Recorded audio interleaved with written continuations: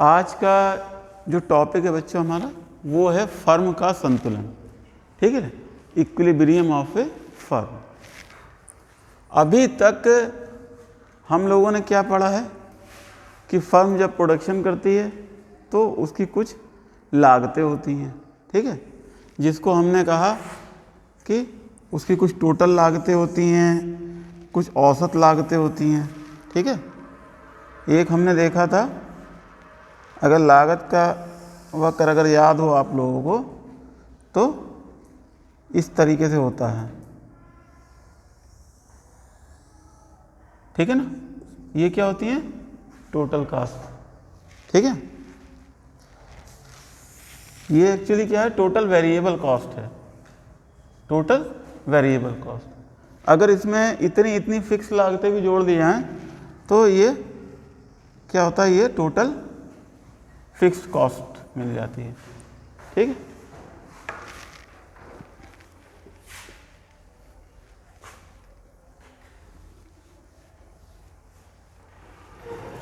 ये है total fixed cost. ठीक है, और जो औसत लागत होती है, ठीक, वो कैसे निकाली जाती है? ये जो टोटल फिक्स्ड कॉस्ट है, जैसे मान लो इतने उत्पादन के ऊपर, ठीक है ना, जैसे हमने 100 यूनिट का उत्पादन किया और मान लो 500 रुपये कुल कॉस्ट आई। ठीक है ना, तो ये क्या हो गई? ये टोटल कॉस्ट हो गई। उत्पादन कितना है? 100। तो हम एवरेज फिक्स कॉस्ट कैसे निकालते हैं? एवरेज कॉस्ट कैसे निकालते हैं? टोटल कॉस्ट बटे क्यू। ठीक है ना, टोटल कॉस्ट को सीधे क्यू से हम डिवाइड कर देते हैं, तो यहाँ कितना आ जाएगा? 500 बटे 100, यानी 5 रुपये यूनिट यहाँ पे एवरेज कॉस्ट आ रही है। अब इसको अगर आप इस पे देखो यहाँ पर, ठीक है ना, तो ये क्या है? ये है परपेंडिकुलर बटे बेस। ठीक है ना, तो इसका मतलब क्या है? tan थीटा लंब बटे आधार। ठीक है ना, तो एक तरीके से ये जो मतलब रे है, इसके डिफरेंट पॉइंट पे ये जो एक किरण खींची जाएगी, यानी जैसे अगर हमें इस पॉइंट के ऊपर, ठीक है, निकालनी हो टोटल कॉस्ट कितनी है, तो हम क्या करेंगे?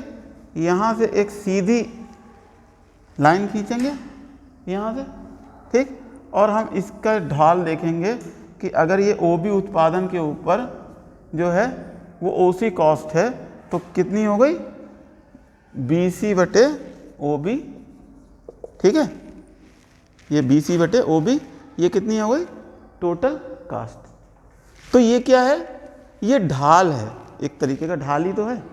ठीक है ना, तो इससे हमें क्या मिल रहा है? Average cost. ये क्या निकल के आ रही है? 500 बटे 100, ये एवरेज कॉस्ट है। ठीक है, तो ये जो आपका कर्व होता है, इसके डिफरेंट का कर्व पॉइंट के ऊपर मैं एक बार मतलब हल्का सा रिवाइज कर रहा हूँ ताकि आपके दिमाग में रहे कि क्या चीज़ें हम पढ़ रहे हैं। ठीक है ना, इसके डिफरेंट पॉइंट के ऊपर क्या होगा? ये कर्व जो है वो यहाँ पे क्या होगा? यहाँ पे ये वैल्यू ज़्यादा होगी, समझ रहे हो ना? यहाँ पे ये वैल्यू ज़्यादा है और यहाँ पे ये वैल्यू कम है। ज़्यादा क्यों है यहाँ पे ये वैल्यू? क्योंकि ये हिस्सा कम है और ये हिस्सा बड़ा है। तो जब टोटल कास्ट का कर्व ऐसे रहता है तो इसका क्या होता है? शुरुआत में ज़्यादा होता है लेकिन बाद में इस tan थीटा की वैल्यू कम होती चली जाती है। ठीक है ना, और एक ऐसी टाइम आता है कि इसके बाद ये दोबारा से बढ़ने लगती है। जैसे मान लो इस पॉइंट के ऊपर लें, यहाँ तक ये घटी, यहाँ तक ये घटी, लेकिन अगर इस पॉइंट के ऊपर लो तो यहाँ पे क्या होगा? यहाँ पे फिर से बढ़ने लगेगी। नहीं आ रही समझ में? नहीं आई है? चलो कोई बात नहीं, फिर से बताता हूँ।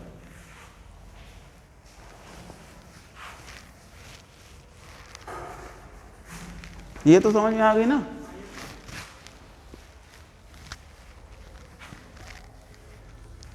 यानी ये जो है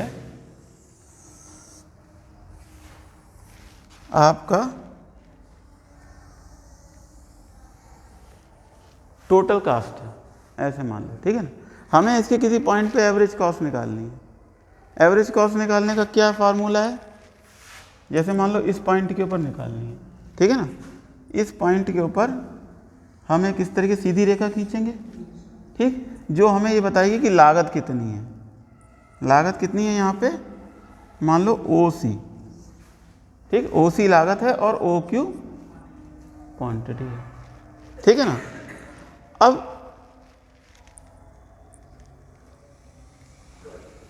अगर हम इसको ऐसे करके देखें तो ये tan थीटा की वैल्यू है, जो मैंने बताया आपको, इस स्लोप है एक तरीके से इस किरण का, ठीक है ना। इसका स्लोप नहीं है, ये जो मूल बिंदु से रेखा खींची गई है इस रेखा का स्लोप है ये, ठीक है ना। अब ये जो स्लोप है, ये स्लोप एवरेज कॉस्ट को मेजर करता है। और ये स्लोप कहाँ तक, मतलब यहाँ ज़्यादा है, यहाँ पे ज़्यादा है ये स्लोप, ये एंगल ज़्यादा है ना इससे, समझ ना, ये एंगल ज़्यादा है तो यहाँ पे स्लोप ज़्यादा है। इसी तरीके से और पॉइंट पे आगे स्लोप ये कम होता जा रहा धीरे धीरे, ठीक है ना। और कहाँ तक कम होता जाएगा,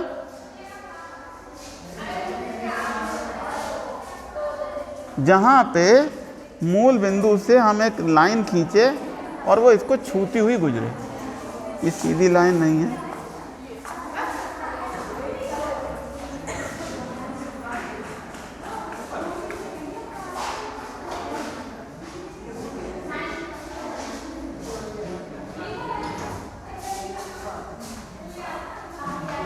ठीक है।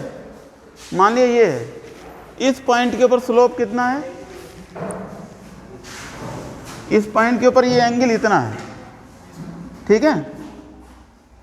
तो इसका मतलब क्या है, ये स्लोप पहले ज़्यादा था फिर धीरे धीरे कम होता गया यहाँ तक।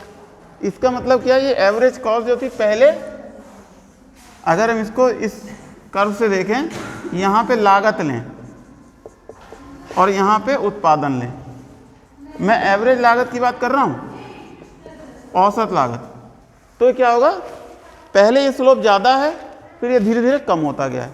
तो पहले ये स्लोप ज़्यादा है, इस पॉइंट को ऐसे लो, फिर ये स्लोप थोड़ा कम हो गया, फिर ये स्लोप थोड़ा और कम हो गया। जैसे जैसे हमारा प्रोडक्शन बढ़ रहा है इधर की ओर, ये स्लोप जो है वो कम होता जा रहा है, मतलब एवरेज कॉस्ट जो है गिरती जा रही है, ठीक है ना। तो एवरेज कॉस्ट जो है इस तरीके से गिरेगी, उसके बाद एक पॉइंट तक गिरेगी और यहाँ से वापस उठना शुरू कर देगी, ठीक है ना। अब देखो यहाँ के बाद क्या होता है, अगर आप मान लो इस पॉइंट के ऊपर स्लोप लो, ये जैसे एक पॉइंट है, इस पॉइंट के ऊपर स्लोप लो, तो इस पॉइंट के ऊपर स्लोप क्या आ रहा है, ये, इसका मतलब ये जो एंगल है वो इस वाले एंगल से ज़्यादा, समझ रहे हो ना। तो यहाँ से ये एंगल जो है वो, इसका स्लोप बढ़ने लगेगा, तो यहाँ से एवरेज कॉस्ट जो है वो बढ़ने लगेगी। तो ये जो एवरेज कॉस्ट है, ये हमने देखा कि एवरेज कॉस्ट किस चीज़ पर डिपेंड करती है, जो आपका टोटल कॉस्ट होती है, ठीक है ना, उससे हम निकाल सकते हैं, उसको हम भाग करके निकाल सकते हैं, सीधे हमने निकाला था, ठीक है ना। और इस तरीके से स्लोप के उससे भी हम निकाल सकते हैं। दूसरी तरफ एक मार्जिनल कॉस्ट होती है, मैं चीज़ों को थोड़ा सा मैथमेटिकली भी क्लियर कर रहा हूं। मार्जिनल कॉस्ट क्या है,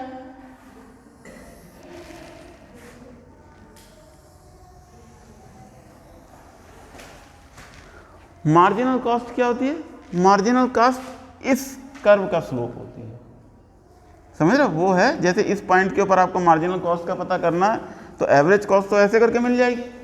मार्जिनल कॉस्ट का पता करने के लिए हमें इसको क्या करना पड़ेगा, ये स्लोप देखना पड़ेगा कि ये स्लोप क्या है, और ये स्लोप ऐसे नहीं मिलेगा आपको,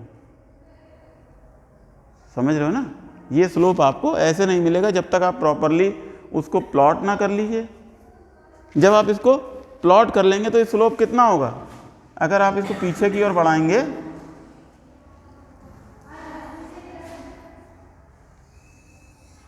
ये स्लोप कितना होगा,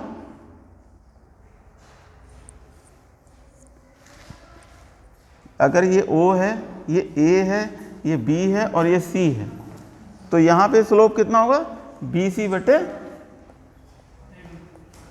लंब बटे आधा, ठीक है ना।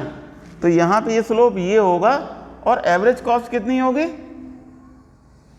वो होगी OB बटे BC बटे OB। तो ये यहाँ पे अंतर है मार्जिनल कॉस्ट में और एवरेज कॉस्ट में, ठीक है। तो इस तरीके से हमने टेबल बनाई थी, मतलब एक सबसे पहले हमने टेबल बनाई थी, उस टेबल से हमने average cost, marginal cost, average fixed cost, average variable cost, ठीक है, total variable cost, total fixed cost, इस तरीके से करके हमने पूरी टेबल बना के ये सारे ग्राफ खींच करके बताए थे, ठीक। तो हमने ये देखा था कि फर्म की जो कॉस्ट होती हैं उनका बिहेवियर क्या होता है कि जो टोटल कॉस्ट हैं वो इस तरीके से चढ़ती हैं ऊपर, ठीक है, और दूसरी तरफ क्या होता है, अगर हम इसी पीरियड में बात करें मार्जिनल कॉस्ट की और एवरेज कॉस्ट की, तो एवरेज कॉस्ट इस तरीके से गिरती है और मार्जिनल कॉस्ट जो है, जब एवरेज कॉस्ट गिर रही होती है तो मार्जिनल कॉस्ट भी गिरती है, लेकिन उसके जो है जहाँ से गिर रही होती है यहीं थोड़ा पहले से ही चढ़नी शुरू हो जाती है और जहाँ इसका मिनिमम पॉइंट होता है वहाँ काट करके ये निकल जाती है, ठीक है। ये हमने देखा कि एवरेज कॉस्ट और मार्जिनल कॉस्ट का बिहेवियर इस तरीके से होता है। दूसरी तरफ क्या है कि फर्म के पास रेवेन्यू के कर्व हैं, उसके रेवेन्यू के कर्व किस तरीके के हैं, ये उसका एवरेज रेवेन्यू है और ये उसका मार्जिनल रेवेन्यू, ठीक है ना। तो अब हमें ये पता करना है कि ये फर्म के मिलने वाले खर्चे हैं, ये हैं फर्म के खर्चे, और ये क्या है, ये फर्म जब बाजार में माल को बेच रही तो उसको प्राप्त होने वाली आय है। तो वो फर्म कितना उत्पादन करेगी और कितने प्राइस के ऊपर वो उत्पादन करेगी, ये हमें अगर जानना हो तो हम कैसे जान सकते हैं, ठीक है। यही जानना जो है आज के हमारे इस चैप्टर का टारगेट है कि फर्म जो है वो कितना उत्पादन करेगी, ठीक है, फर्म का उत्पादन क्या हो, पहली चीज। दूसरा क्या है कि उत्पादन के उस बिंदु के ऊपर कीमतें और लागतें कितनी हो, ठीक है ना, यानी संतुलन बिंदु पर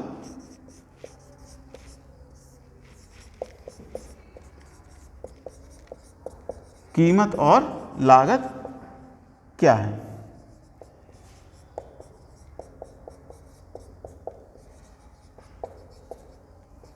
ठीक है ना। और संतुलन बिंदु पर उसे क्या होता है, लाभ होता है, हानि होती है, वो एक अलग चीज़ है। सबसे पहले इक्विलिब्रियम पॉइंट की कितना आउटपुट किस प्राइस के ऊपर निकाला जाएगा, ठीक है, ये सबसे पहली हमारी जानने की है। तो सबसे पहले तो हम ये समझ लें कि संतुलन होता क्या है, ठीक है ना। संतुलन शब्द का हम बार बार इस्तेमाल कर रहे हैं। जैसे मान लीजिए फर्म उत्पादन कर रही है, वो उससे कुछ रेवेन्यू कमा रही है और फर्म ये समझती है कि अब वो इससे ज़्यादा रेवेन्यू नहीं कमा सकती, ठीक है ना। अगर वो फर्म को बढ़ाए तब भी उसका रेवेन्यू घटेगा, और अगर फर्म को मतलब उत्पादन को श्रिंक करे या कम करे तब भी उसके लाभ जो हैं वो घटेंगे, रेवेन्यू नहीं लाभ कहना चाहिए यहाँ पे। तो फर्म के एक पॉइंट होता है, जब फर्म जब उत्पादन करती है, ठीक, फर्म जब उत्पादन करती है तो क्या है कि फर्म के लाभ शुरू में बढ़ते हैं, ठीक है ना, और उसके बाद क्या होता है, ये लाभ जो होते हैं वो एक सीमा पे पहुंच के मैक्सिमम हो जाते हैं और इस सीमा के आगे क्या होता है, अगर फर्म उत्पादन और बढ़ाती है तो उसके लाभ गिरने लगते हैं। तो फर्म का संतुलन बिंदु कहाँ पे होगा, ये वाला, यहाँ पे वो मैक्सिमम प्रॉफिट अर्न कर रही है, तो उसकी प्रवृत्ति क्या होगी कि वो इसी पोजीशन पे ही बैठी रहे, अपने मैक्सिमम प्रॉफिट अर्न करती रहे। ठीक है, क्योंकि अगर वो यहाँ से कम करती है उत्पादन तब भी उसे घाटा होगा, अगर यहाँ से उत्पादन बढ़ाती है तब भी उसके लाभ कम हो जाएंगे। ठीक है, यानी अगर वो आगे जाएगी या पीछे जाएगी, दोनों स्थिति में उसके लाभ कम होंगे। तो अगर ऐसा कोई बिंदु है कि जहाँ पे उसके प्रॉफिट मैक्सिमम हैं, तो वही बिंदु जो है उसके संतुलन का बिंदु है। ठीक है ना, फर्म के संतुलन का बिंदु वो है जहाँ पे फर्म के प्रॉफिट मैक्सिमम होते हैं। और फर्म के प्रॉफिट मैक्सिमम कहाँ पे होंगे, जहाँ पे उसको मिलने वाला टोटल पैसा, टोटल रेवेन्यू, ठीक, और टोटल कास्ट का अंतर, ये जो है वो मैक्सिमम हो।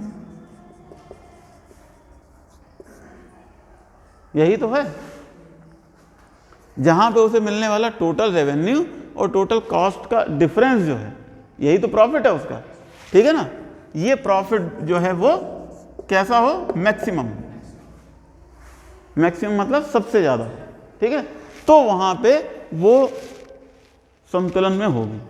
तो इसका संतुलन निकालने का एक तरीका तो क्या है कि हम ये देखते हैं कि उसके टोटल रेवेन्यू और टोटल कास्ट कर्व में अंतर कहाँ पे सबसे ज़्यादा है। ठीक है ना, अब इसको इस तरीके से देख लेते हैं जरा सा।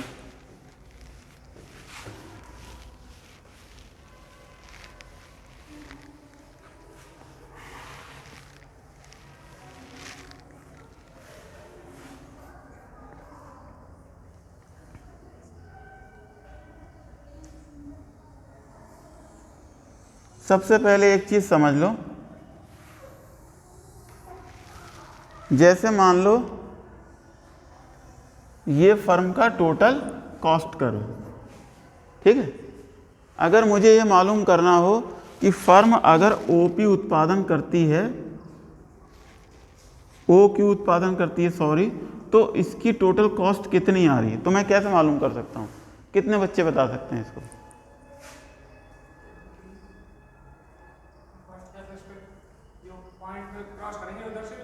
ठीक है, कितनी कॉस्ट आ रही है कैसे पता चलेगी?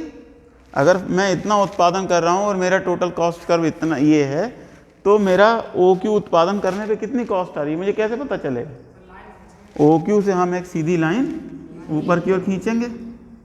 ठीक है ना, ये लाइन, इस लाइन की लंबाई ही मुझे ये बताएगी। ठीक, और इस लाइन की लंबाई की वैल्यू क्या है ये मुझे कहाँ से पता चलेगी? यहाँ से। टोटल कॉस्ट कितनी आ रही है? TC। ठीक है ना, सॉरी OC, ये OC जो है टोटल कॉस्ट है अगर मैं OQ उत्पादन करता हूँ।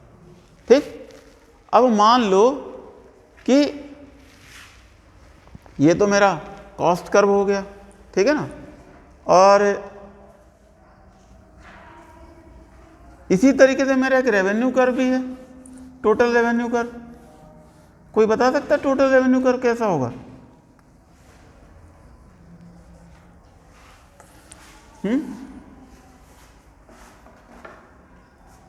देखो, अगर फर्म जो है वो जो वस्तु बेच रही है, ठीक, पूर्ण प्रतियोगिता है, और फर्म जो वस्तु बेच रही है वो एक ही रेट पे बेच रही है। जैसे वो एक पेन बना रही है या कोई चीज़ बना रही है वो जो मार्केट में बहुत सारी फर्में बना रही हैं, ठीक, और वो चीज़ 10 रुपये की बिकती है। जैसे मान लो मैं ये कह रहा हूँ ये डस्टर, ये 10 रुपये का बिकता है और मैं डस्टर बना रहा हूँ, तो जाहिर सी बात है मैं चाहे 2 बनाऊँ चाहे 10 बनाऊँ, मेरा डस्टर 10 ही रुपये का बिकेगा क्योंकि 10 रुपये का ही बिकता है। ठीक है, तो उस स्थिति में क्या होगा कि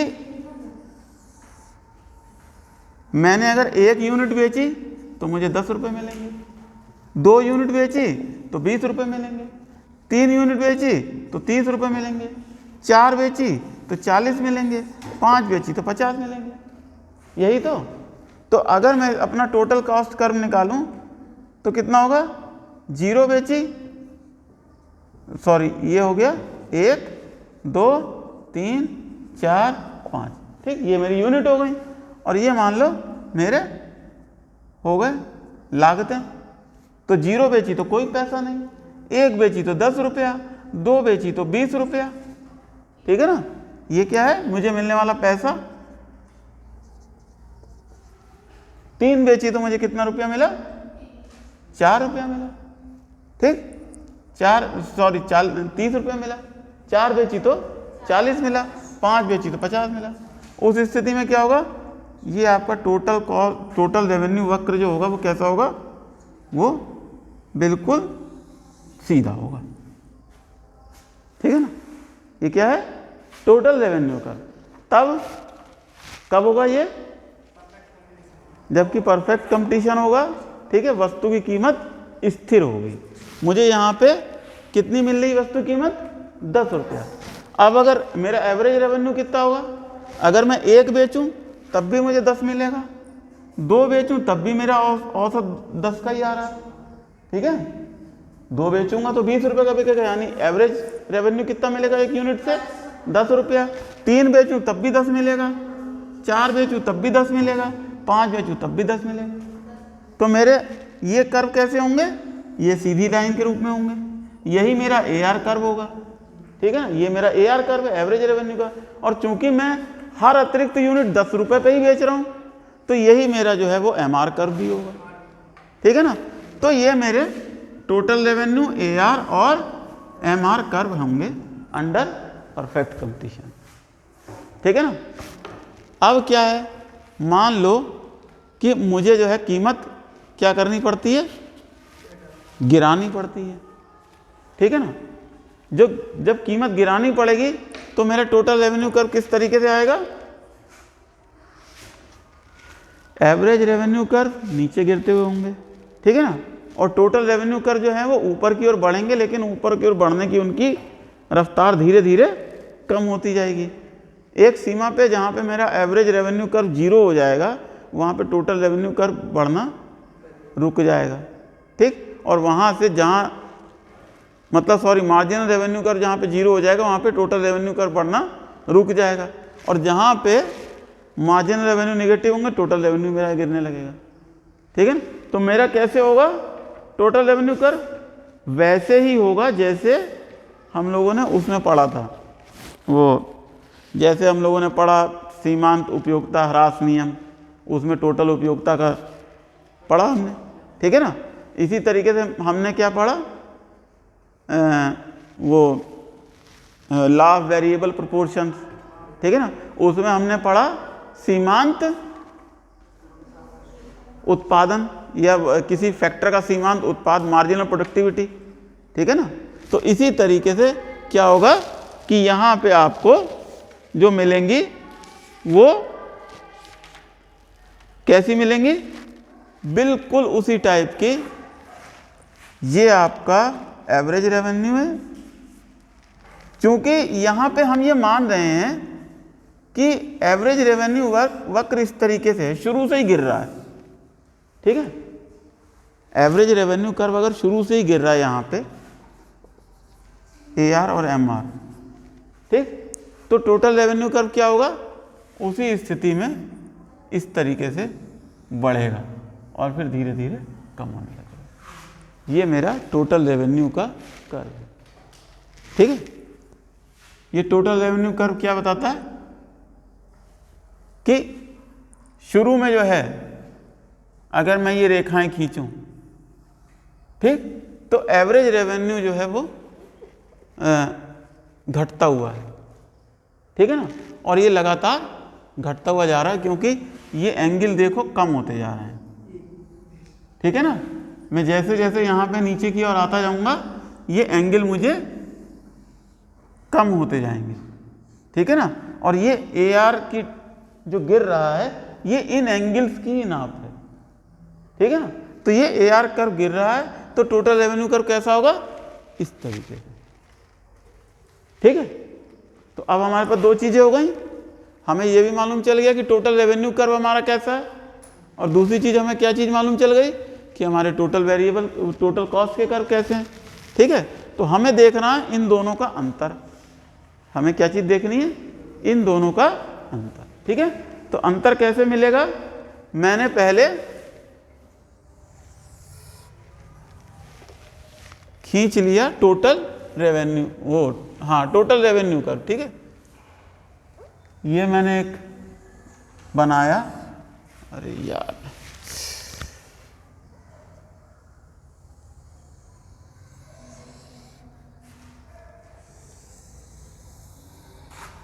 ये है उत्पादन और मैं यहां पे रखता हूं रेवेन्यू, मतलब आगम और ऑब्लिक लागत, दोनों एक साथ लेता हूं, तभी मुझे पता चलेगा मेरा ये डिफरेंस कहाँ पे सबसे ज़्यादा है। तो अगर मैं इसको ऐसे करके खींचूंगा तो ये तो मिल गया मुझे टोटल रेवेन्यू का कर्व। ठीक है, ये कर्व कैसा है? टोटल रेवेन्यू का कर्व है।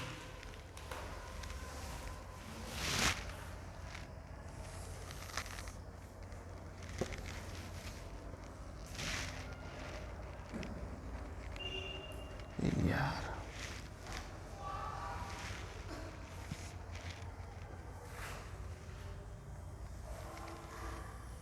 ड्राइंग मेरी बहुत बुरी है भैया। तो ये टोटल रेवेन्यू का कर्व। ठीक है, इसको मिटा देता हूं ताकि कंफ्यूज ना हो। अब मैं यहां पे क्या लेता हूं? इसी कर्व के ऊपर प्लॉट करता हूं टोटल कॉस्ट का कर्व। तो टोटल कॉस्ट का कर्व कैसा आता है? इस तरीके से आता है, ऐसे ही तो होता है टोटल कॉस्ट का कर्व।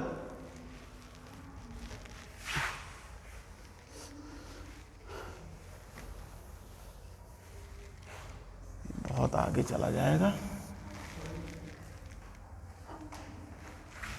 ठीक है,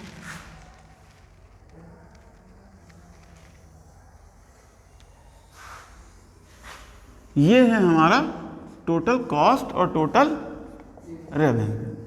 ठीक है ना। अब आप ये देखो, जैसे मान लो मैं यहाँ पे मैं इतना उत्पादन करता हूँ। ठीक है, मान लो मेरा उत्पादन है 1000 यूनिट का उत्पादन है।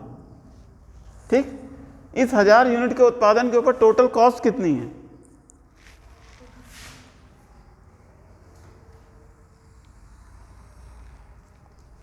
इतनी। ठीक है, मान लो इस 1000 यूनिट के उत्पादन की टोटल कॉस्ट आ रही है 5000 रुपये। ठीक, कितनी आ रही है? 5000 रुपये। यही तो होगी, चाहे इधर से देख लो, ऐसे करके इसको इधर ले आओ और अगर इसको पढ़ोगे तो ये मान लीजिए यहाँ से यहाँ तक 500 रुपये है, यहाँ से यहाँ तक। ठीक, इसी बिंदु के ऊपर मेरा टोटल रेवेन्यू मुझे कितना मिल रहा है? इसको और थोड़ा ऊपर बढ़ा लो, मान लिया मुझे रेवेन्यू मिल रहा है 1200 रुपये। ठीक है ना, ये तो इससे ज़्यादा ही होगा ना। ठीक, टोटल रेवेन्यू मुझे मिल रहा है 1200 रुपये, तो मुझे फ़ायदा होगा यहाँ पे प्रोडक्शन करने में। ठीक, इसका मतलब मैं जो चीज़ बना रहा हूँ वो 12,000 कर लो इसे, अभी कहोगे। ठीक है, 5000 और 12,000, मुझे 7000 का फ़ायदा है। सबसे ज़्यादा फ़ायदा मुझे कहाँ पे है? ये जो डिफरेंस है यही तो मेरा फ़ायदा है। ठीक है ना, जहाँ पे डिफरेंस सबसे ज़्यादा होगा वहीं पे मेरा फ़ायदा सबसे ज़्यादा होगा, यही तो है ना। तो ये डिफरेंस सबसे ज़्यादा कहाँ पे है? जहाँ पे इस कर्व का ये स्पर्शरेखा जो ढाल जो है दोनों एक दूसरे के बराबर हैं। ठीक है ना, जहाँ पे आप इसको स्पर्शरेखा को खींचें टेंजेंशियल लाइन और ये एक जैसे ढाल हों जहाँ पे, तो वहाँ पे क्या होगा? ये डिफरेंस सबसे ज़्यादा बड़ा होगा। ठीक है, मैक्सिमम। तो यहाँ पे प्रॉफिट कितना है? मैक्सिमम प्रॉफिट है। यहाँ टोटल रेवेन्यू और टोटल कॉस्ट को जब हम वो करेंगे, मतलब डिफरेंस निकालेंगे, तो यहाँ पे सबसे ज़्यादा मैक्सिमम प्रॉफिट होगा। ठीक है, अच्छा यहाँ पे देखो जरा, यहाँ पे क्या स्थिति है, यहाँ पे टोटल रेवेन्यू कितना मिल रहा है, इतना, और टोटल कॉस्ट कितनी आ रही है, इतनी। तो इसका मतलब यहाँ तो इसे लॉस है, ये हिस्सा लॉस में है, ठीक है ना। टोटल रेवेन्यू इतना, टोटल कॉस्ट इतनी, तो इसका मतलब यहाँ तक तो उसे लॉस होगा, यहाँ से उसे फायदा होना शुरू होगा, और वो कहाँ तक बढ़ेगा फायदा, यहाँ तक बढ़ेगा। सबसे ज़्यादा ये है ना फायदे वाला पॉइंट, ओ क्यू डैश, ठीक, ओ क्यू डैश उत्पादन पे सबसे ज़्यादा फायदा होता है, तो उसका प्रॉफिट कहाँ तक बढ़ेगा, ओ क्यू डैश तक। तो अगर मैं एक टोटल प्रॉफिट की लाइन खींचूं तो टोटल प्रॉफिट की लाइन कैसे करके आएगी, टोटल प्रॉफिट की लाइन इस तरीके से आएगी, ये सबसे ज़्यादा प्रॉफिट होगा यहाँ पे। और इसके बाद क्या होगा, जहाँ पे ये अंतर, यहाँ पे प्रॉफिट कितना है, यहाँ पे टोटल कॉस्ट और टोटल रेवेन्यू बराबर है। मान लो अगर आप इतना उत्पादन करने का निर्णय लेते हैं, 1000 की बजाय आप कहते हैं साहब मैं 2500 का उत्पादन करूँगा, 2500 यूनिट का, तो यहाँ पे मान लो अगर टोटल कॉस्ट आ रही है कितनी, 10,000 रुपया, ठीक है ना। इसके हिसाब से, इस वाले कर्व के हिसाब से, ये जो कर्व है, इस कर्व के हिसाब से अगर टोटल कॉस्ट 10,000 रुपये आ रही है, तो यहाँ पे लागत भी टोटल 10,000 रुपये। इसका मतलब यहाँ पे से प्रॉफिट 0 है, ठीक है ना। तो जब ये यहाँ के पॉइंट से हटा, यहाँ पे से सबसे ज़्यादा प्रॉफिट हो रहा था, ठीक। मान लो यहाँ पे क्या था प्रॉफिट, ये 14,000 आ रहा था, ठीक है ना। और जब ये यहाँ से यहाँ तक बढ़ा था तो ये आ रहा था 6,000 रुपये। तो यहाँ पे इसका प्रॉफिट कितना था, एवरेज कॉस्ट थी 6,000 रुपये, और सॉरी टोटल कॉस्ट थी 6,000 रुपये, टोटल रेवेन्यू था 14,000 रुपये। तो 14,000 माइनस 6,000 कितना हुआ, ये 8,000 इसका मैक्सिमम प्रॉफिट का पॉइंट था, ठीक है ना। इस 8,000 के बाद भी अगर इसने अपना उत्पादन बढ़ाना जारी रखा तो क्या हुआ, धीरे धीरे लागतें यहाँ से तेजी से ऊपर की ओर चढ़ने लगी, और उसको मिलने वाले बाजार में माल को बेचना मुश्किल होता चला गया, रेट उसे ज़्यादा गिराने पड़े, उस वजह से उसकी टोटल रेवेन्यू घटने लगे, और यहाँ घटते घटते टोटल कॉस्ट के बराबर हो गए। यहाँ पे उसे 0 प्रॉफिट है, और इसके आगे अगर जाएगा तो उसके प्रॉफिट नेगेटिव हो जाएंगे, यानी लॉस हो जाएगा। तो ये जो कॉस्ट कर्व है वो किस तरीके से चढ़ेगा, ये इस तरीके से, ठीक है ना। ये मान लो ये यहाँ तक तो हुआ मैक्सिमम, ठीक है ना। और ये मैक्सिमम के बाद यहाँ से नीचे गिरना शुरू हुआ, और कहाँ तक गिरने लगा, ये यहाँ तक, यहाँ गिरते गिरते पहुँच गया 0, और उसके बाद ये 0 के आगे निगेटिव। तो ये किस चीज़ का कर्व है, टोटल प्रॉफिट, ठीक। टीपी बराबर यहाँ पे क्या है, टोटल प्रॉफिट। तो उपभोक्ता कहाँ पे बैलेंस में होगा, जहाँ पे उसका टोटल प्रॉफिट मैक्सिमम होगा, यानी ओ क्यू डैश पॉइंट के ऊपर, ठीक है। और उसे जो है वो टोटल रेवेन्यू कितना मिलेगा, 14,000 मिलेगा उस वक्त, और ये कॉस्ट उसकी आएगी जो है 6,000, ठीक है ना। अगर हम इसे कोई पॉइंट का नाम दे दें, तो पॉइंट का नाम अगर दे दें तो हम इसको इस तरीके से कह सकते हैं कि जैसे ये मान लो कि इसका मैक्सिमम प्रॉफिट का पॉइंट है OC और OC1, ठीक है, सॉरी ये रख लो OR, इसको रेवेन्यू मिलेगा OR, कॉस्ट आएगी उसकी OC, ठीक है ना।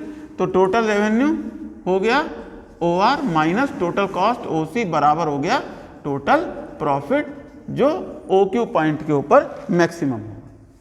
तो ये एक तरीका है जिससे हम ये जान सकते हैं कि वो अगर हमारे पास फर्म के टोटल कॉस्ट और टोटल रेवेन्यू वक्र दिए हुए हैं, ठीक है, और हम उससे मार्जिनल रेवेन्यू नहीं निकालते या मार्जिनल कीमतें नहीं निकालते, तो हम सीधे सीधे निकाल सकते हैं कि उसका प्रॉफिट जो है कहाँ पे मैक्सिमम होगा। तो ये उसका जो है वो इक्विलिब्रियम पॉइंट है, ठीक है ना। उसका इक्विलिब्रियम कहाँ पे होगा, OQ पॉइंट, ये उसका इक्विलिब्रियम लेवल ऑफ आउटपुट कहलाए। ठीक है, लेकिन अब इस तरीके में कमी क्या है, इस तरीके में हमें यह नहीं पता चल रहा है, टोटल रेवेन्यू तो पता चल रहा है, लेकिन यह नहीं पता चल रहा है कि वस्तु किस कीमत पे वो बेच रहा है। पता चल रहा है इससे? नहीं पता चल रहा, क्योंकि हमें एवरेज रेवेन्यू थोड़ी पता है, हमें टोटल रेवेन्यू पता है। लेकिन अगर हम इसमें पता करना चाहें तो बहुत आसान है, हम यहाँ पे देख लें उसका टोटल रेवेन्यू कितना है, ठीक है ना, और उसे इस OQ डैश से भाग कर दें। ठीक है, तो क्या हो गया, यानी OR बटे OQ, ये उसका एवरेज रेवेन्यू है। ठीक है, लेकिन फिर भी इसमें एक कमी और रह गई कि यहाँ पे हमें ये पता नहीं चल रहा कि मार्जिनल रेवेन्यू कितना है। ठीक है ना, मार्जिनल रेवेन्यू का पता तो फिर भी नहीं चल रहा, उसके लिए हमें फिर एक वो खींचना पड़ेगा, यहाँ पे इसकी वो देखनी पड़ेगी ढाल कि ये ढाल कितनी है। ठीक, और इसको पीछे तक खींचना पड़ेगा और फिर निकालना पड़ेगा। तो इसमें जो है थोड़ी सी कमी है, इस वजह से इस विधि को इस्तेमाल नहीं किया जाता है। ठीक है, हालांकि ये भी वही हल देगी जो दूसरी विधि देगी, हम अब एक दूसरी विधि जो है वो अपनाते हैं इसको। ठीक है, और वही विधि जो है आपको सब जगह किताबों में मिलेगी, ये विधि आपको कम मिलेगी, सिर्फ बताने के लिए बता दी कि ऐसे निकाला जा सकता है ये। ठीक है, अब तो दूसरा तरीका क्या है कि जिससे हम फर्म के इक्विलिब्रियम को जान सकें। दूसरा तरीका है कि हम ये पता करें कि उसके मार्जिनल कॉस्ट और मार्जिनल रेवेन्यू में क्या वो है अंतर।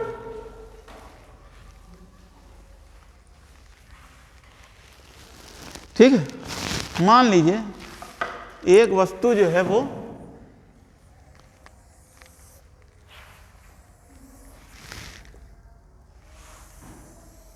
10 रुपए की बिकती है।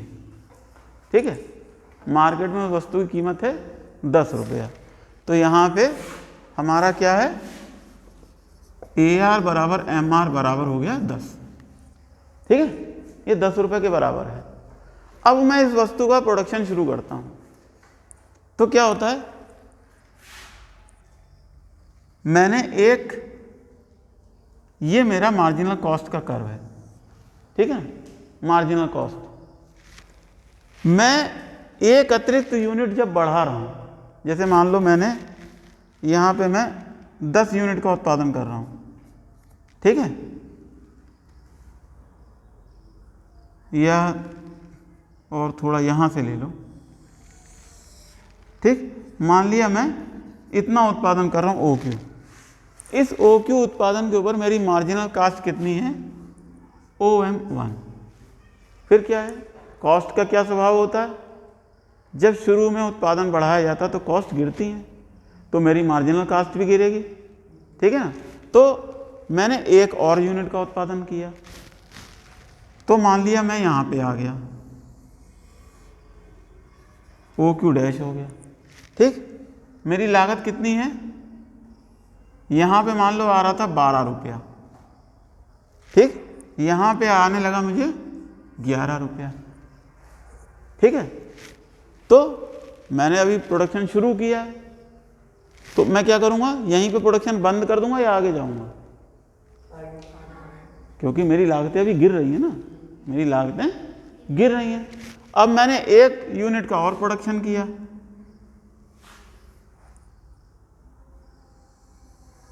ये। ठीक, मेरी लागत गिर करके हो गई 9। ठीक है ना, फिर मैंने एक यूनिट का प्रोडक्शन और किया, मेरी लागत गिर करके हो गई 8। ठीक है, इस तरीके से ये लागतें मेरी गिर रही हैं। ठीक, फिर मैंने 1 लाट का प्रोडक्शन और किया, मेरी लागत हो गई 7। ठीक है ना, जो मैं एक्स्ट्रा लॉट का प्रोडक्शन कर रहा हूं, और हर एक्स्ट्रा लॉट को बेचने से मिलने वाला पैसा कितना है, 10 रुपया।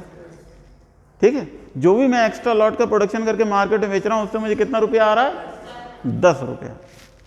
अब मैं क्या करता हूं, 1 लाट का प्रोडक्शन और करता हूं, और मेरी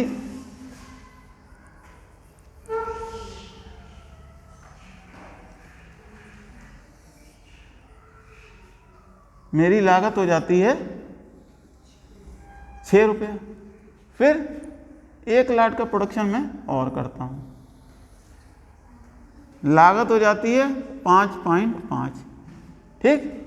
फिर 1 लाट का प्रोडक्शन और करता हूँ, लागत लगभग उतनी ही रहती है, ठीक। इसके आगे अगर मैं प्रोडक्शन बढ़ाऊँ, जैसे मान लो मैंने 1 लाट का प्रोडक्शन और किया, तब भी लागत लगभग इतनी ही रही। फिर मैंने जब अगली लाट का प्रोडक्शन किया तो मेरी लागत अब बढ़ने लगी, ठीक है ना। जब मैंने इसका प्रोडक्शन किया, ठीक, तो मान लिया मेरी लागत कितनी हो गई, बढ़ के हो गई 6.1, ठीक है ना। फिर मैंने और प्रोडक्शन किया, हो गई मान लो 6.8। फिर 1 लाट का और प्रोडक्शन किया, लागत हो गई 8। फिर 1 लाट का मैंने और प्रोडक्शन किया, लागत हो गई 9। फिर 1 लाट का मैंने और प्रोडक्शन किया, लागत हो गई बढ़ती हुई 10।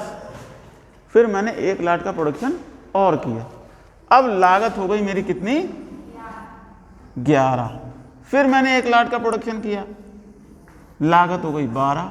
फिर 1 लाट का प्रोडक्शन किया, लागत हो गई 13। यानी जैसे जैसे मैं प्रोडक्शन बढ़ा रहा हूं तो शुरू में मेरी लागतें कम होती जा रही हैं, और उससे मिलने वाला पैसा मुझे 10 ही रुपया है। तो मैं इसमें कहां तक प्रोडक्शन करूंगा, 5.5। देखो जब मैंने ये वाली यूनिट बेची मार्केट में तो ये 12 रुपये लागत आ रही थी। जब मैंने इसको बेचा तो कितने बेचा, 10 रुपये में, ठीक है ना।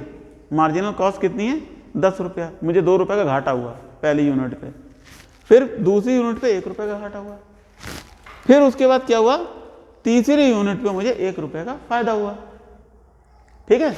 चौथी यूनिट पे मुझे 2 रुपये का फायदा हुआ। ये 8 रुपये में बनी है और 10 रुपये में बिकी है, ठीक है। मार्जिनल कॉस्ट क्या है, जब हम किसी वस्तु की 1 एक्स्ट्रा यूनिट का उत्पादन करते हैं तो उसकी कितनी कॉस्ट आती है, वही तो है मार्जिनल कॉस्ट, ठीक। तो मार्जिनल कॉस्ट क्या है, यहाँ पे लगातार गिर रही है। जब मैंने यहाँ पे आ गया तो मैंने इस यूनिट का उत्पादन किया तो मुझे कितना वो हुआ, 6 रुपये इसकी लागत आई, ठीक। और इसका मैंने वो किया तो कितनी लागत आई, 5.5 रुपये। अब देखो अगर मैं इस यूनिट को बेचता हूँ, इसकी लागत 5.5 है और रुपया मिल रहा मुझे 10, तो 4.5 का फायदा तो मुझे है ना, ठीक। और इससे पहले वाली पे कितने का फायदा है, लगभग इतना ही है, यहाँ पे आकर के फायदा, ठीक है ना। तो ये सारी यूनिट तो मेरे फायदे वाली यूनिट है। जब मैं पहली यूनिट बेचूंगा, दूसरी बेचूंगा, तीसरी, चौथी, 5वीं, 6ठी, 7वीं, 8वीं, 9वीं, 10वीं, 11वीं, 12वीं, 13वीं, 14वीं, 15वीं, 16वीं, 17वीं और 18वीं, ठीक है। यहाँ पे क्या स्थिति है कि मैं पहली बेच रहा हूँ घाटा हो रहा है, दूसरी बेच रहा हूँ घाटा हो रहा है, लेकिन तीसरी पे तो मुझे फायदा है।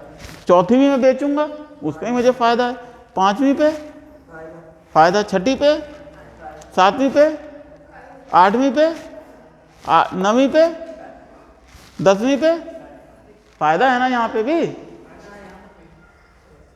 यहाँ फायदा है कि नहीं है, नहीं है भाई। लागत आई है 6.8 इस अतिरिक्त चीज को बनाने की, और मार्केट में बिकी है 10 रुपए की, तो फायदा नहीं है, समझ रहे हो ना। तो इस पे ही मुझे फायदा होगा, इस पे भी मुझे फायदा होगा, इस पे भी मुझे फायदा होगा, इस पे ही मुझे, यहां तक मैं फायदे में हूं। इसके बाद अगर प्रोडक्शन करूंगा 11वीं, 12वीं, 13वीं, यहां पे मुझे घाटा होगा, ठीक है। तो मैं क्या करता हूं, मैं कहां तक प्रोडक्शन करूंगा, जहां तक मुझे फायदा होगा, ठीक है ना।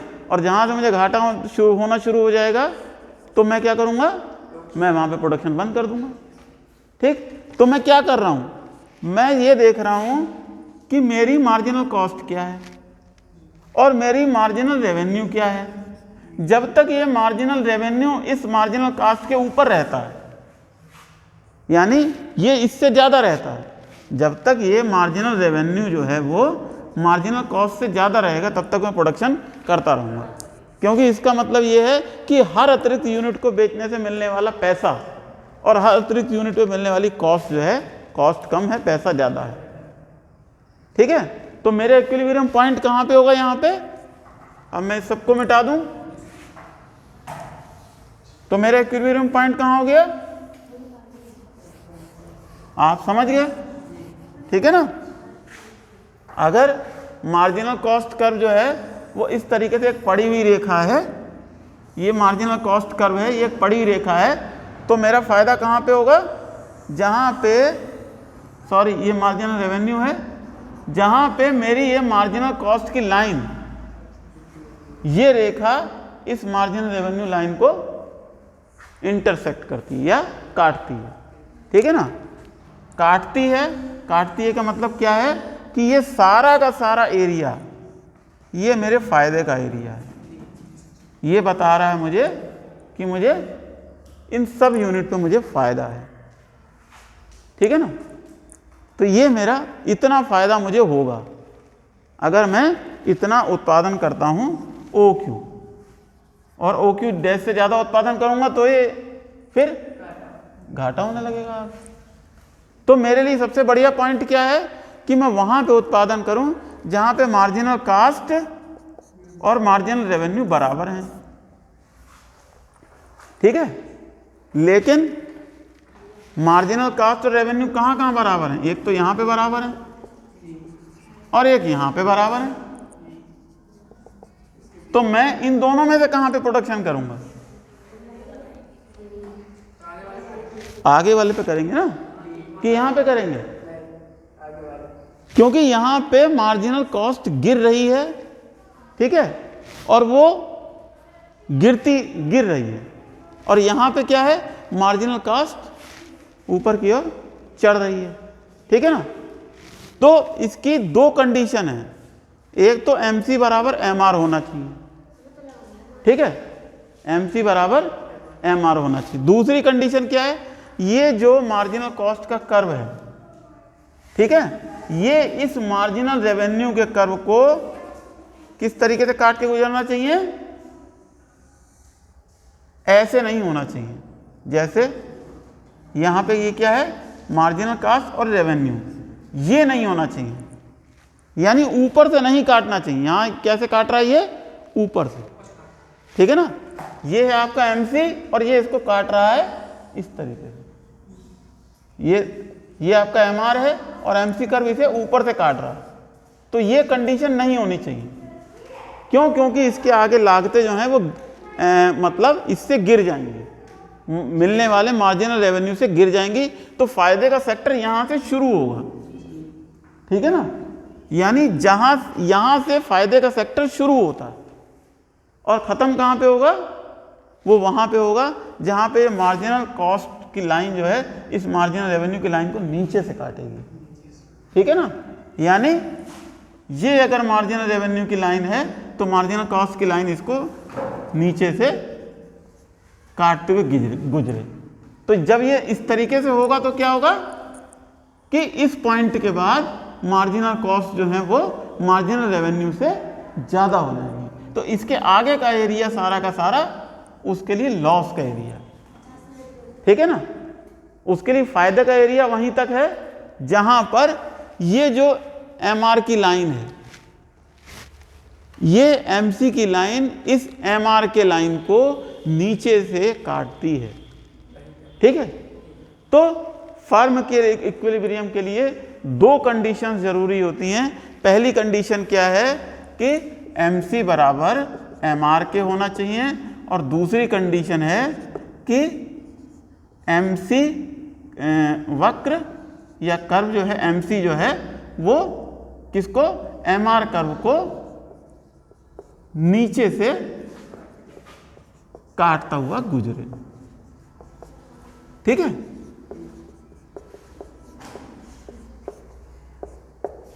ठीक, ये है आपका इक्विलिब्रियम की, फर्म के इक्विलिब्रियम की बेसिक चीजें, शर्तें।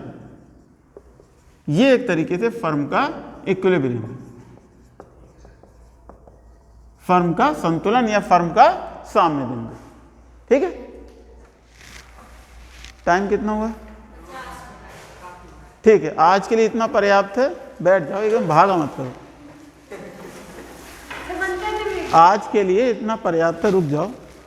ठीक है, कल हम थोड़ा सा और डिटेल करेंगे। कोई बात नहीं, 2-3 दिन के बाद हम जो है वो ये पढ़ेंगे कि परफेक्ट कंपटीशन में जो है वो किस तरीके से होता है। एक चीज़, एक अगर कहो तो 2 मिनट और दो तो बता दूं। ठीक है, अब तो 3 दिन की छुट्टी है, और 5-7 मिनट पढ़ लो। है सिर्फ 3 दिन की छुट्टी है, आगे हैं 7 मिनट, चलो ठीक है, काउंट करो। ठीक है, एक लाइन और बता देता हूं, चीज पूरी हो जाएगी फिर तुम्हारी ना, है ना। अब देखो क्या है, फर्म का इक्विलिब्रियम हमें जब जानना होता है तो हम सीधे सीधे क्या करते हैं कि हमारे पास आमतौर पे क्या होता है, बेटा 7 मिनट नहीं दे सकते हो क्या? अब इतने भी रूड मत हो। ठीक है, फर्म का बस एक सम अप कर दे रहा हूं 5 मिनट में। हम किस तरीके से पता लगाते हैं, ये फर्म का AR कर्व है, ठीक है, और ये फर्म का MR कर्व है, ठीक, और ये फर्म की MC लाइन है। ठीक है ना, ये फर्म की क्या है, MC लाइन। ठीक, तो फर्म कितना, अगर हमें ये मालूम करना हो कि फर्म कितने, फर्म का बैलेंस कहाँ पे होगा, तो सीधे सीधे हम कहाँ पे देखेंगे, ये जो MC लाइन है ये इस MR लाइन को कहाँ पे काटती है। हम सिर्फ 2 लाइनें देखेंगे, एक MC लाइन और एक MR लाइन। तो ये कहाँ पे काट रही है, यहाँ। अब हम यहाँ पे एक लंब गिरा लेंगे। ठीक, यहाँ पे हमारी MR और MC बराबर है, तो यहाँ पे फर्म का संतुलन है, फर्म OQ का उत्पादन करेगी। ठीक है ना। अब इस उत्पादन पे ये घाटे में होगी कि फायदे में होगी, ठीक है ना, यानी यहाँ पे इसका मैक्सिमम प्रॉफिट है, लेकिन इसके बावजूद इसे घाटा हो सकता है। ठीक है ना, ये मतलब ये इसका एक तरीके मैक्सिमम प्रॉफिट यहाँ पे कमाएगी, लेकिन उसके बावजूद भी घाटा हो सकता है। ये किस चीज़ पे डिपेंड करेगा, ये इस चीज़ पे डिपेंड करेगा कि उसका एवरेज कॉस्ट का कर्व कहाँ पर है। ठीक है ना, ये तो हो गई MC। अब उसके बाद उसका एवरेज कॉस्ट का कर्व जो है वो मान लीजिए कहाँ पे है, ये उसका एवरेज कॉस्ट का कर्व है। ठीक है, एवरेज कॉस्ट का कर्व क्या है, गिरता हुआ उस बिंदु पे न्यूनतम होगा, यहाँ पे न्यूनतम होगा, जहाँ पे MC इसे काट करके निकल रही है। ठीक है, अब हमें ये पता करना है कि यहाँ पे इसे कितना फायदा हो रहा है और कितना नुकसान हो रहा है। तो हम क्या करेंगे कि इस वाले OQ पॉइंट के ऊपर, ठीक है, इस इक्विलिब्रियम आउटपुट के ऊपर हम ये देखेंगे कि एवरेज रेवेन्यू और एवरेज कास्ट का अंतर कितना है। ठीक है ना, तो हम क्या करेंगे, इसको हम कहां तक बढ़ाएंगे, AR कर्व तक, यहां पे। ठीक है, अब मान लो जैसे मैं इसे कुछ नाम दे देता हूं, ये G पॉइंट है, ये H पॉइंट है और ये Q पॉइंट है, E पॉइंट है। E का मतलब है इक्विलिब्रियम। ठीक, ये आपका इक्विलिब्रियम का पॉइंट है। इस इक्विलिब्रियम पॉइंट के ऊपर ये जो AC है, इस AC के हिसाब से कॉस्ट कितनी आ रही है, इतनी, QH। ठीक, QH जो है वो एवरेज कॉस्ट है। एवरेज कॉस्ट यहाँ पे कितनी है, QH। ठीक है, लंबाई। और एवरेज रेवेन्यू कितना मिल रहा है, QG। ठीक है ना, एवरेज रेवेन्यू मिल रहा है QG। तो बताओ क्या चीज ज्यादा है, एवरेज रेवेन्यू ज्यादा है या एवरेज कॉस्ट ज्यादा है, एवरेज रेवेन्यू। ठीक है ना, एवरेज रेवेन्यू ज्यादा है ना ये। ठीक है ना, कितना ज्यादा है, इतना ज्यादा है। ठीक है ना, एवरेज रेवेन्यू इतना है, एवरेज कॉस्ट इतनी है, तो कितना ज़्यादा है, इतना ज़्यादा है। ठीक, ये एक यूनिट पे मिलने वाला उसे फायदा है। ठीक है ना, ये है एक यूनिट पे मिलने वाला फायदा, यानी जीएच जो है ये क्या है, AR माइनस AC बराबर कितना यहाँ पे जीएच। इस जीएच को जो है अगर आप एक यूनिट, अगर ये यहाँ पे मान लो 1000 यूनिट बेच रही है और ये डिफरेंस 20 रुपए का है, ठीक है, 10 रुपए एवरेज कॉस्ट आ रही है, 12 रुपए की वो बेच रहा है, मान लो जैसे 180 रुपए कॉस्ट आ रही है और वो 200 रुपए की बेच रहा है, ठीक, तो 20 रुपए का उसे एवरेज कॉस्ट में मतलब एवरेज रेवेन्यू फायदा मिल रहा है, तो 20 गुणा 1000, तो उसका फायदा कितना हो जाएगा, 20,000 रुपए। ये क्या है, ये है टोटल प्रॉफिट। ठीक, कैसे निकाला, ये जो लाइन हमने खींच दी, ये जो एरिया है, ठीक, ये देखो, ये है आपका डिफरेंस, ठीक, यही तो है प्रति इकाई प्रॉफिट। ठीक है ना, इस डिफरेंस को अगर इससे गुणा करोगे एवरेज मतलब टोटल उससे, तो क्या मिलेगा, अगर हम किसी ये एक आयत है, अगर हम इसकी लंबाई को जैसे b गुणा c करते हैं तो क्या मिलता है, क्षेत्रफल मिलता है ना। तो ये क्षेत्रफल यहाँ पे क्या दिखा रहा है, ये दिखा रहा है फर्म को मिलने वाला टोटल फायदा। ठीक है ना, तो इसको मिलने वाला टोटल फायदा कितना है इस वक्त,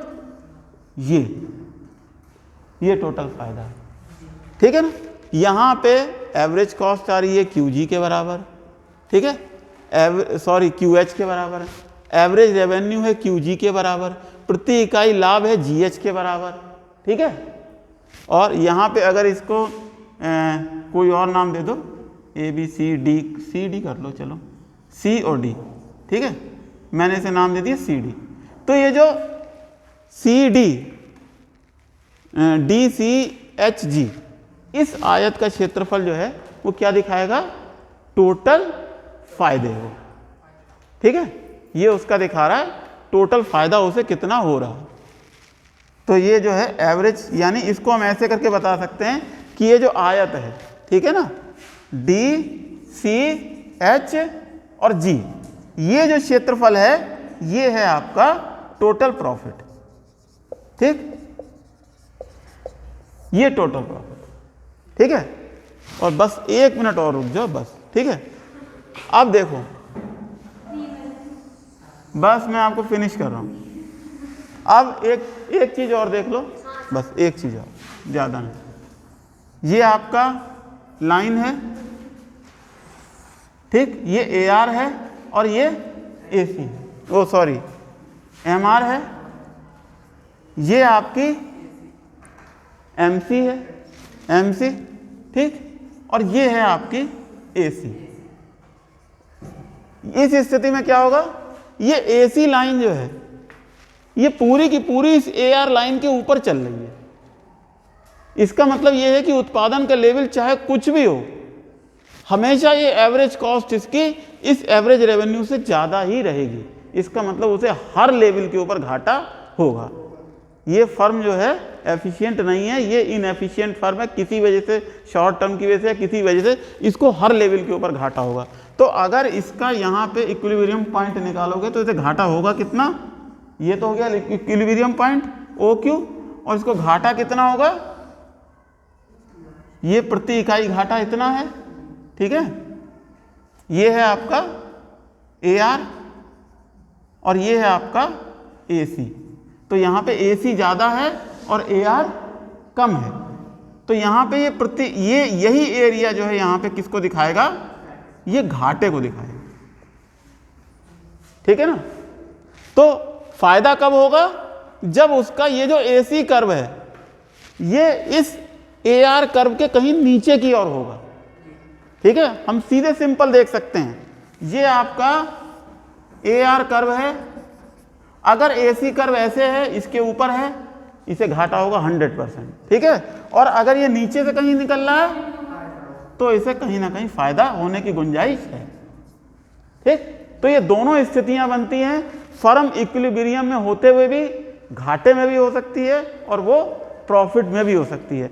अगर वो इक्विलिब्रियम में भी घाटे में है तो ये मान के चलिए कि वो मतलब उसे अपने उसमें कॉस्ट में गिरावट करने की ज़रूरत है, ठीक है ना, और वो ज़्यादा देर तक उसमें स्थिति में नहीं रह पाएगी, या तो उसे कुछ समय के बाद छोड़ के भागना पड़ेगा और या उसे कुछ सुधार करना पड़ेगा। उसमें फिर क्या होता है, एक ब्रेक इवन का कॉन्सेप्ट भी आता है, ठीक है, ब्रेक इवन का कॉन्सेप्ट आता है, वो मैं आपको जो है अब अगले उस पे टर्म पे पढ़ाऊँगा।